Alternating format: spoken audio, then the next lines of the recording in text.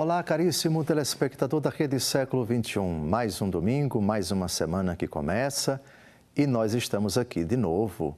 Você aí diante do seu televisor, nós aqui, para durante 30 minutos nos debruçarmos sobre a Palavra de Deus e a doutrina da Igreja para refletir sobre importantes aspectos da nossa fé.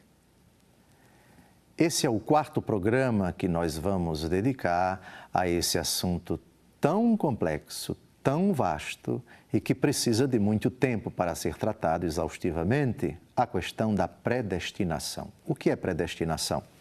É a decisão eterna de Deus, antes de nos criar, de nos destinar para o céu. Essa é a doutrina católica da predestinação, doutrina bíblica. Antes que o mundo fosse criado, Deus destinou os homens e todas as criaturas para conhecê-lo, para amá-lo, para fazer parte da sua vida. 500 anos depois das doutrinas de Martinho Lutero, ano 1517, dia 31 de outubro, o dia em que ele afixou suas 95 teses nas portas da cidade de Wittenberg, sul de Berlim, Alemanha, afastando-se assim da Igreja Católica, apresentando uma doutrina diferente da doutrina da Igreja Católica, suas teses tiveram uma acolhida impressionante em muitos lugares da Europa. Também na cidade de Genebra, na Suíça, onde vivia alguém que foi seu admirador, João Calvino, um francês que vivia ali, naquele cantão suíço, atual Suíça.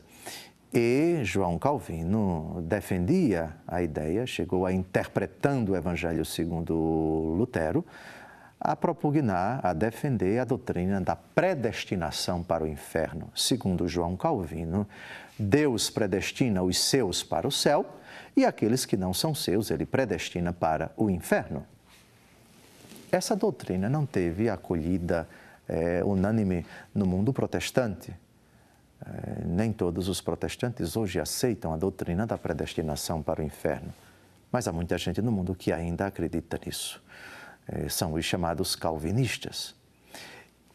Esse é o quarto programa que nós estamos dedicando a esse argumento. Investigar na Palavra de Deus e concluir no último programa, que não vai ser este, a posição da Igreja Católica sobre isto. O Concílio de Trento já deu a palavra final. Quem disser que Deus predestina alguém para o mal, para o inferno, seja condenado, seja excomungado, perdão. Hoje nós vamos retomar esse argumento citando o último texto do programa anterior de fundamental importância para recordar uma premissa muito importante, que a vontade de Deus se cumpre mesmo quando certos sofrimentos acontecem na nossa vida. E mesmo quando o pecado está em andamento, mesmo quando o mal está se articulando, está prevalecendo, está se consolidando, está se perpetuando, a vontade de Deus, que não quer o mal, vai prevalecer, vai triunfar.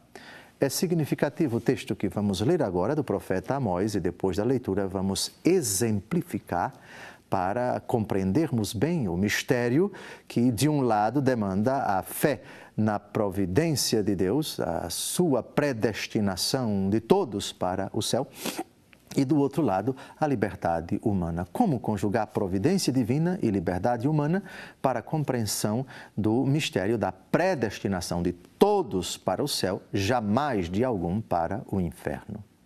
Amós, capítulo 3, versículos de 5 a 6.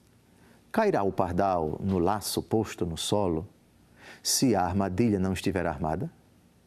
Levantar-se-á da terra o laço sem ter apanhado alguma coisa? Tocará o alarme na cidade sem que o povo se assuste? Virá uma calamidade sobre uma cidade sem que o Senhor a tenha disposto? Algumas conclusões desse famoso texto. Tudo que acontece na nossa história do conhecimento antecipado de Deus. Tudo já está disposto por Deus. Quando o pecado está em jogo, essa disposição tem um nome: permissão. Quando se trata também de determinados mistérios que nos atingem, que nos agridem, que ceifam nossas vidas, como as tragédias climáticas, como tratamos no programa anterior, ao citar vulcões, ao citar terremotos, tsunamis, desmoronamentos, enchentes, alagamentos, fenômenos da natureza que ceifam vidas humanas, Deus não é o autor disto.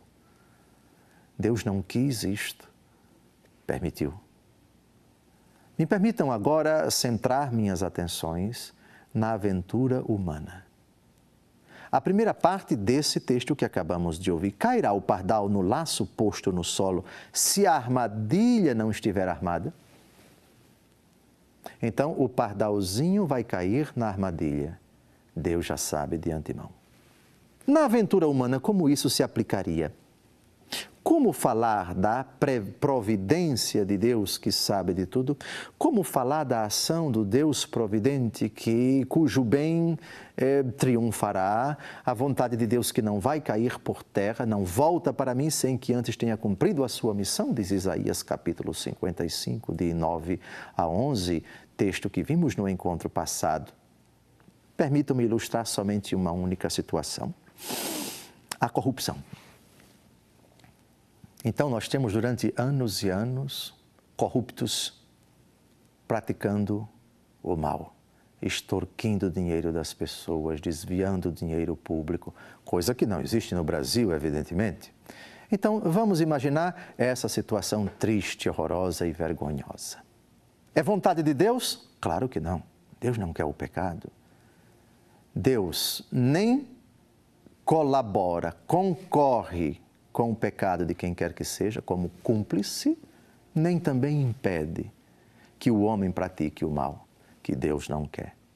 Em síntese, nem Deus nos força a fazer o bem, nem nos impede de fazer o mal. Todavia, esse pardalzinho corrupto, esses pardais corruptos, não sabem, mas o Senhor sabe, que uma armadilha está sendo armada para eles. Que armadilha? Como é que Deus vai prevalecer neste sistema corrupto, que não existe no Brasil, evidentemente?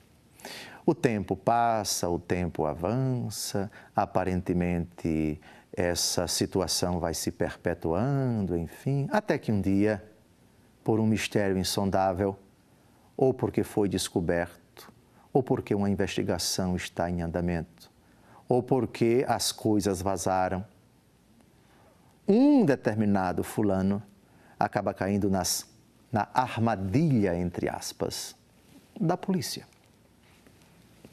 E é preso. E é interrogado.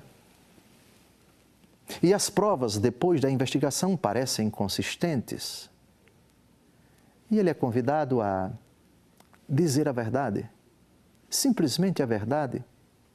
E ele está munido de muitas provas, de muitos documentos comprometedores. Ele sabe que vai passar muitos anos na prisão e decide colaborar com a justiça. Eu repito, não que isso exista no Brasil, evidentemente.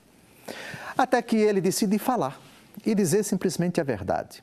João, capítulo 8, versículo 32. Conhecereis a verdade, e a verdade vos libertará.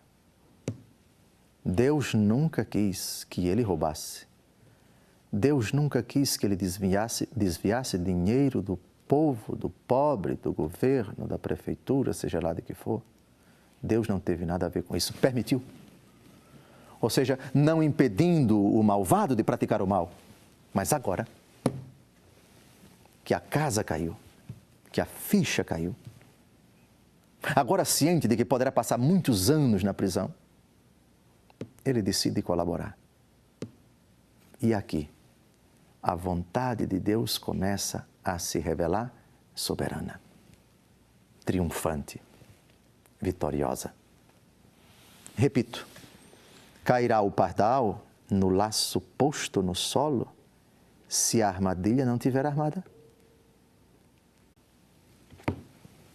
Deus Todo-Poderoso esperou, aguardou, não deixou impunemente os maus praticarem o mal, mas no momento certo, interveio e começou a agir por intermédio dos lábios do que outrora era criminoso. São Paulo perseguia os cristãos. Era um rabino intransigente, arrogante, agressivo, assassino. E o final do capítulo 7 dos Atos dos Apóstolos não deixa dúvida a respeito disso. Ele foi responsável direto pela morte de Estevão, por lapidação, por apedrejamento. E o Senhor foi esperando. Saulo, Saulo, por que me persegues? O Senhor esperou o momento certo para chamar a si aquele assassino, aquele violento, aquele perseguidor da igreja. Outros exemplos no Antigo Testamento, Moisés, assassino, matou um egípcio, fugiu, correu, depois o Senhor o chamou. Tantos pecadores que se encontraram com Jesus e que mudaram de vida. Zaqueu, ladrão fino. No momento oportuno, Deus interveio. Cairá o pardal, no laço posto no solo, se a armadilha não estiver armada? Não, irmãos, não amados. Não esqueçamos, Deus tem suas armadilhas. Armadilhas no bom sentido. No momento certo, sua palavra intervém, sua vitória se revela, seu triunfo sobre o mal, sobre o pecado acontece. O laço se levantará da terra sem ter apanhado alguma coisa? Lembram de Isaías 55? A minha palavra não volta para mim sem antes ter realizado a sua missão, sem ter cumprido a sua tarefa. Ela não cai por terra, a palavra do Senhor. No próximo bloco, nós retomaremos verdadeiramente outros argumentos também muito importantes para mostrar que, malgrado os grandes mistérios da nossa aventura humana, a palavra de Deus não cai por terra, ela prevalece, ela triunfa. Quando o pecado está em jogo, Deus não quer, Deus permite. Mas a permissão de Deus não significa dizer ele está alheio, ele fracassou, ele se tornou impotente, ele não tem coragem, não tem força para agir. Isso é blasfemo. O laço foi colocado, a armadilha foi colocada. Por favor, tocará o alarme da cidade sem que o povo se assuste, virá uma calamidade sobre uma cidade sem que o Senhor tenha disposto.